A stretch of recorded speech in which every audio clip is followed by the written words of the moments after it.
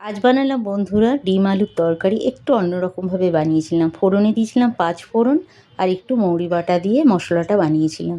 চলো সেটাই তোমাদের সাথে শেয়ার করছি। সবার প্রথমে 5 ফোড়ন আর শুকনো লঙ্কা দিয়ে পেঁয়াজটা একটু লাল লাল করে ভেজে নিলাম।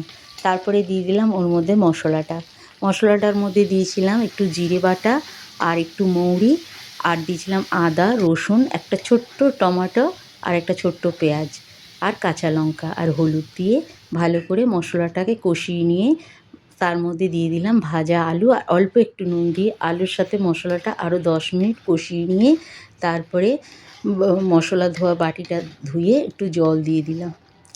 জল দিয়ে দেওয়ার পর তারপরে ওটা ভালো করে নেড়ে ছেড়ে কষানোর জন্য, মানে সেদ্ধ হওয়ার জন্য আলুটা যাতে একটু ভালোভাবে নরম হয়ে যায় আর একটু ভালো করে কষিয়ে দিলাম। কষিয়ে নেবার পর তারপরে ওর মধ্যে 2 চামচ একটু ফ্যাটানো টক দই দিয়ে ভালো করে কষিয়ে নিলাম আরও 10 মিনিট।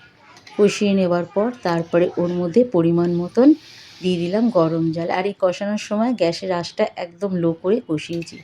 ওদের পরিমাণ মতো নুন মিষ্টি আর জল দিয়ে ভালো করে ঝোলটা প্রথমে ফুটিয়ে নিয়ে তারপরে ভাজা ডিমগুলো দিয়ে গ্যাসের আঁচটা একদম লো করে দিলাম। আর আমি ডিমটা অত বেশি ভাজিনি, লো করে আরও 20 মিনিট রান্না করে নিলাম।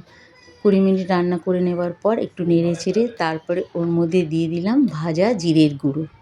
গ্যাসটা বন্ধ করে দিলাম।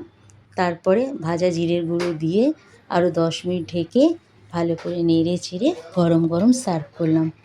আমি বেশি এটা মানে কষা বানাইনি, এটা কষানো যায় ভালো মতন, একটু তেলও দেওয়া যায়। গরম বলে আমি অত বেশি কষাও করিনি আর অত বেশি তেলও দিইনি। খুব বেশি ঝোলও করিনি আবার খুব বেশি কষাও করিনি।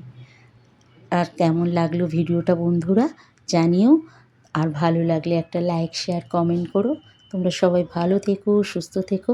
আজকের মতন টাটা।